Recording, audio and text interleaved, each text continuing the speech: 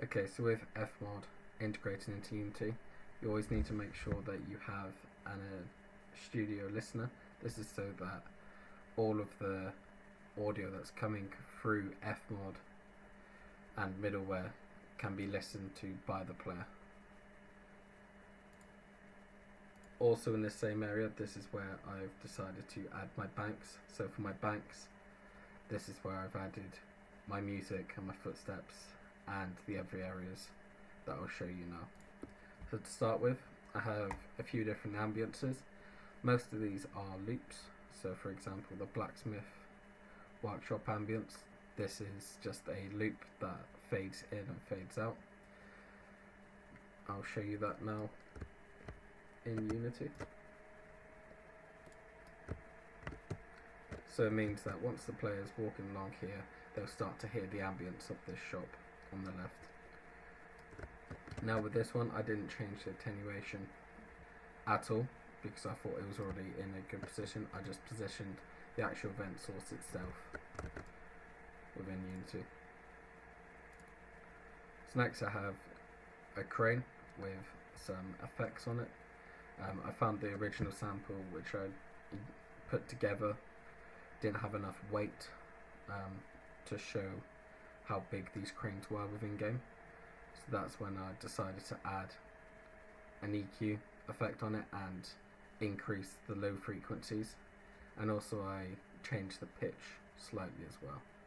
So within Unity, this is what the cranes look like. So I made sure that the player could hear the cranes when walking by different areas. So for example, at this part, when the player walks down here and to here, they'll be able to hear this crane playing. Next, with the fire torch, to save time, I made sure that I applied the studio event emitter to the actual prefab parent itself. So within the fire animation, I added the studio event emitter, and on the play event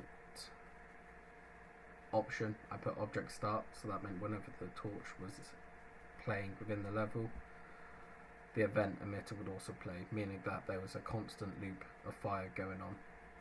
This also helped me save a lot of time because it meant that I didn't have to go through every single torch location and individually drag sounds on. It just meant that I need to find the one that these are all based off of and then put the event emitter onto there.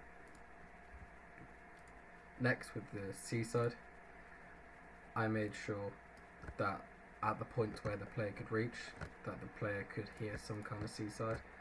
So I made sure that these attenuations for volume were enough so that they could hear it at most times.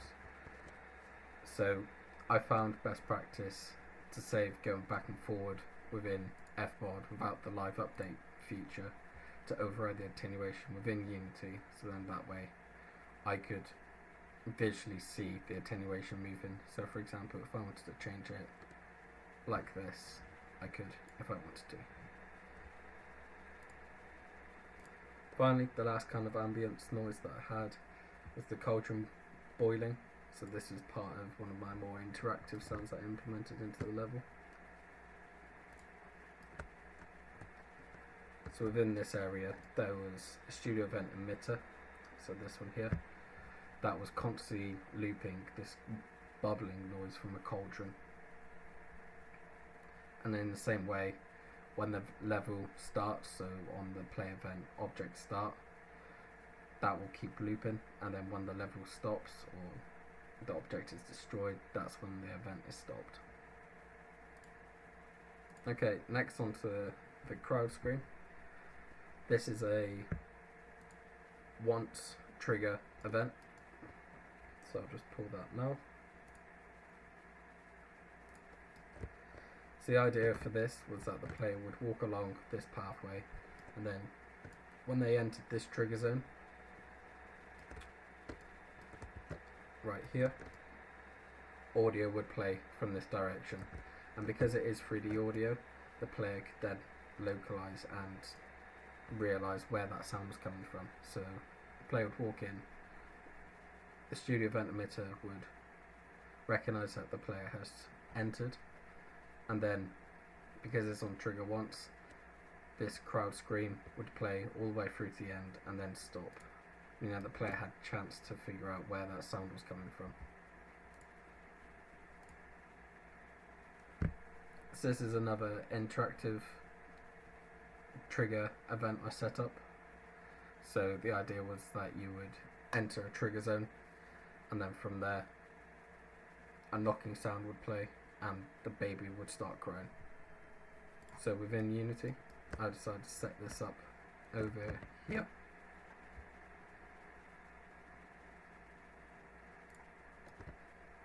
So when the player enters this collider, it will trigger once and a knocking sound will play, and then shortly after a baby crying sound will play. So this whole event will only play once. This one here, it includes a multi-instrument with randomization occurring throughout. So in the playlist area, I selected random, so that every single time this playhead would go through, it would choose one of these samples to play from randomly. And then when it got back to here, it would loop back around. So that meant that it always sounds like there was some kind of military song going on at the time. So this, within the level, is this part here. I made sure to attenuate the furthest outer edges enough so that if the player was walking by, he could vaguely hear it. But if he wanted to get closer and listen in, he would have to go right up to the doorway. Next, this is the Tavern Chatter. So this is quite a complex noise that I'd set up. So at the top you have a Tavern Chatter, so basically just a crowd of people speaking with a fade in and fade out. This is all looped constantly. To make this sound more dynamic, I added 3 different glass samples within it, and within each of these there is a probability chance of that sound playing, and also a pitch variation within that. So every single time this playhead goes through, there's a 20% chance that any of these sounds here will play throughout. That means that every single time that this whole event is played, it would sound dynamic and different. So this is how I set it up. So to make sure that there was enough sonic variety, I made sure that there was different glass samples being used at different times, but also not to overlap each other at any point. I also made sure to add in an Easter egg almost, which I know players search for. So with this sound in particular, there's a glass smash and then a loud cheer from the crowd. So I set this at a lower chance and probability of this happening. Now on the master, because within the Unity level, if I just go to the area, so the pub ambience here, because it is set within a building, I wanted to replicate that using effects. So on the event master track, I turned down the high and medium frequencies to reenact the diffusion through the wall that the sound would be taking. So that means when the player goes by, it sounds like there is sound going on inside. Next, this is part of my witch interactive sound. So every time that the player enters this trigger zone, so again as if they're knocking on the door, this would trigger this event, and it would choose a random sample within here, so it would shuffle it each time, meaning at first all they would hear is the witch's cauldron, but if they were to enter this trigger zone, they would hear the witch laughing, and that could be continuous, so no matter how many times they enter it, they'll hear a witch's laugh. Next is the Archery Practice. So within this I have the sound of an arrow hitting some wood, and this is looping constantly. I made sure to add some breathing space on the outward side of this so that it wasn't always a bang, bang, bang, bang, and so on. I wanted there to be a little bit of breathing room between that next sample hitting. So within Unity, just find it now. This is where it is, and again I made sure that the outer attenuation set with the override attenuation feature within Unity meant that when the player walking through here, they would hear this archery practice going on.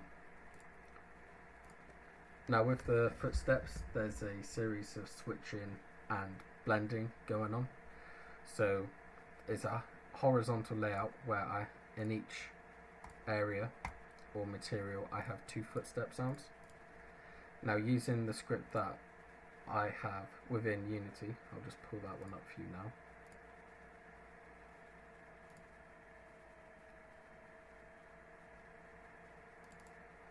This would be a better way. So basically what this is doing is pulling the raycast information that the player is receiving on the material that they're stepping on. What this then does, it tells the parameter which I set within Fmod to turn up different volumes at different times. So for example, if I was to turn up the water and the sand, then when I press play it would provide a mixture between the water and sound footsteps.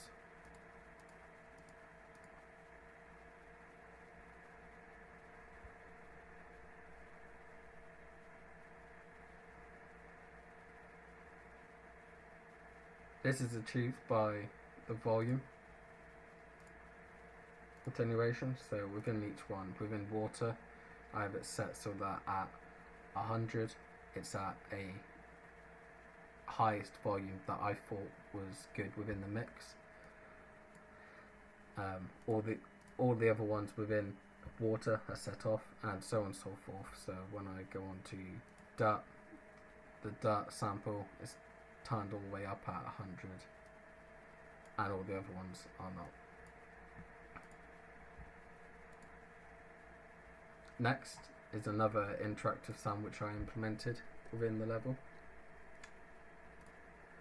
So the idea for this was that the player was to sonically find a treasure chest within the level, and then when that player entered that trigger zone, the ambient sound which was leading the player towards that treasure chest would stop, and a treasure chest pickup sound would play.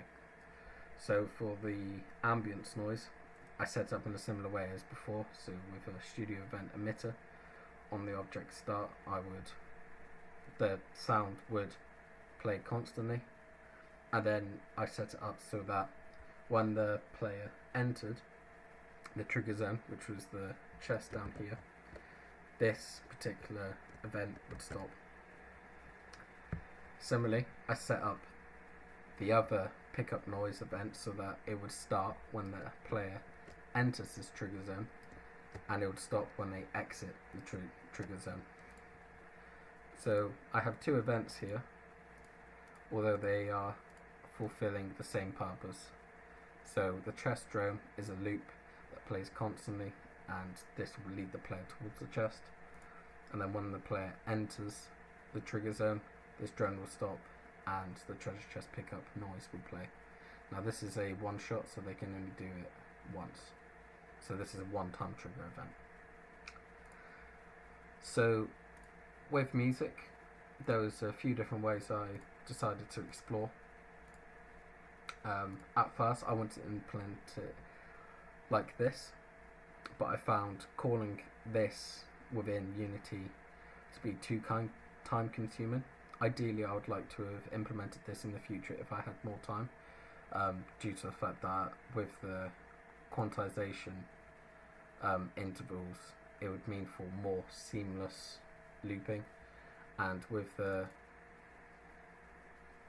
transition zones I could dictate the speed, any other audio samples and stings that I wanted to add in to help with that transition would be implemented. However, due to time constraints, I found that this method proved the best. So I'll start with the general exploration music. So there's one parameter which is linked towards this music. So I have different instruments set out, and as the player progresses through the level, hits certain key zones that I've set up, the music will evolve with the player. So for this, the exploration is affecting the volume. So I'll just open up all the volume for the different instruments. So as the player is exploring, this exploration meter goes up, and you can see at this point different elements start to be added, and up until this point where all the elements are added, thus showing that we are at the climax of the exploration musical theme. And then to fade into the next one, instead of going back down through the exploration meter, I decided to roll off near the end so it was more seamless and quicker. So for the exploration music, this is how I've set it up.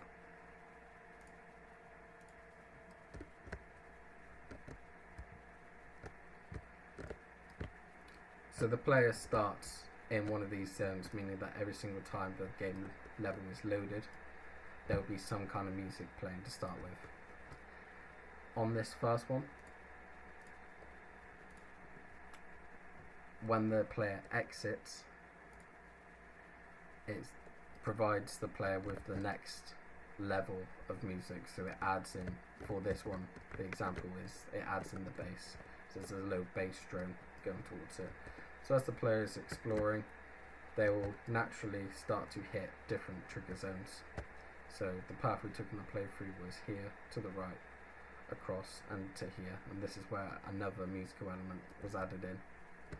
From there, the player would do some more exploring, and again they would hit this area here and to here, and this is where the climax of this music comes in. Next is the woodwork area, as I like to call it. So if I just switch to this now, so this is set up in a similar way. So with this one, I have a multi-instrument laid in with two different cellos, and it will randomly play each one. And since there are two, there isn't a huge variety there. The variety comes in the accompaniment to it. So again, it's set up in a similar way. So as the player progresses through the level, the volume within this loop is brought in, a different instrument supporting alongside it.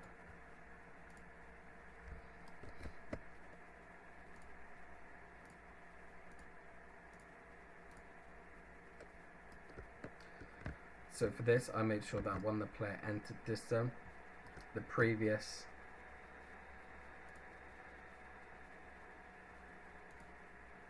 find the right one. The previous music would stop, and then as they went on, again, different elements would be added in.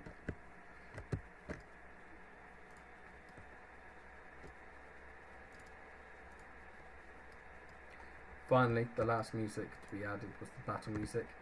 So linked to the screaming that I talked about earlier, this would also trigger the fast level, if you would, of the music. So in terms of energy levels, you start at this small plateau when you start hearing the screams, and then as the player comes around the corner and sees the boss for the first time, this is when the music again amps up. So ideally in game, the music would be attached to something like the boss health. So to represent this within this showcase, I used hearts to represent boss health, so that whenever the player entered these zones, the music would evolve. So this indicates that the boss has just lost some health, but he's still on a lot of health. This is when the boss is almost dead, and it's when the music is at its most intense. And then this is where the boss has died and the music fades out. This then here as the player exits where the boss battle was. This is where music for exploration again begins. So I'll now show you this within my project. So again, kind of like the exploration one, these are all parameters linked to volume. So you can see down the left on the levels, as I go through, different elements are brought in and brought out. So on top of this, I added another parameter called health. So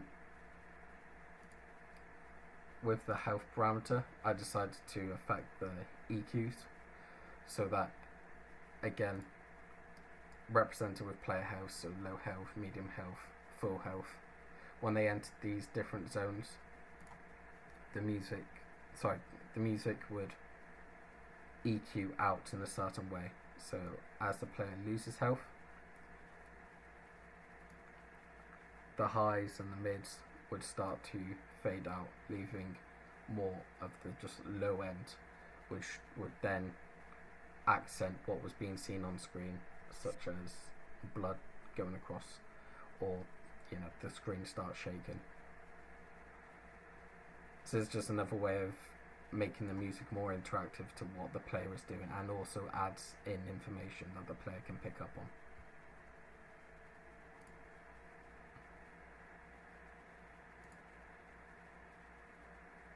So just to clarify what I've shown, this is where the boss music starts. So at this point I make sure that all other music has died and is off, and this is when we start to add in the different elements. So this level here, 0.8, this is the point at which the boss music first starts. This is when the player enters and sees the boss for the first time, again denoting a progression within the boss level. Again, this is added on further to when he's nearly dead, and then when he's dead it reaches its climax, which again I made sure with the volume attenuations to have it so that it fades out instead of having to go all the way back through. So with each of these zones I made sure that once the player entered that zone, they would also, when they exit, it was on the same. So they would enter, the parameter would change to 2.8, and when they left it would keep them at 2.8, meaning that they could do what they wanted within the game. So the other area I incorporated into this level was a Snapshot Blend. So this meant that as the music was just coming in to the woodwork area, narratively I wanted this to be a place where the player would, it's the first time they've seen the sea for a long time. So to accent that first seeing of the sea, a snapshot was made. So I go to the mixer view, I go to snapshots, I go to ocean blend. So within this, what I've changed, as opposed to all of the banks being at 0 dB, I made sure that the music group was turned down and the ambiences were turned up. So that meant that in this area, when the snapshot is activated on the trigger enter, music is turned down and the ambiences are turned back up, just to accent what is being seen by the player. Similarly, when the player leaves this trigger zone, that's when the event is stopped.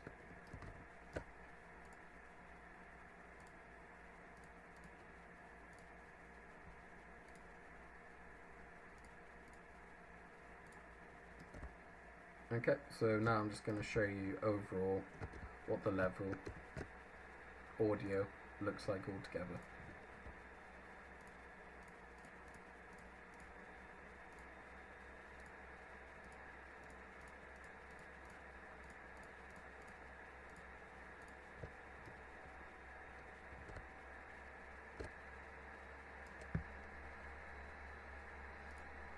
And now I'm going to show you the trigger zones for the music itself. So this was music A, so the exploration of the village. These here are music B for the woodwork area, and this is C, which is related to the boss battle area.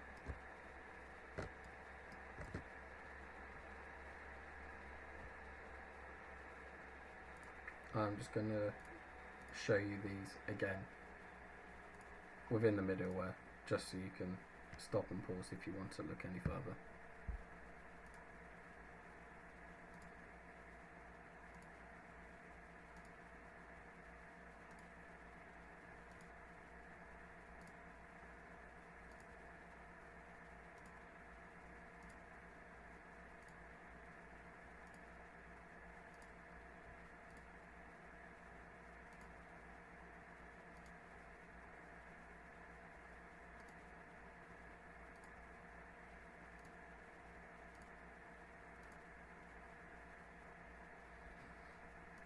So all of my events were attached to banks. So the banks are where the events audio is stored and where the events themselves are stored.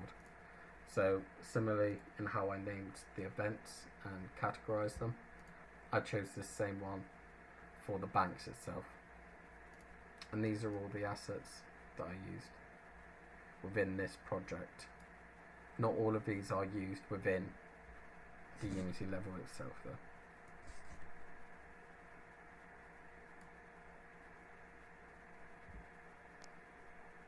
Okay, thank you for watching.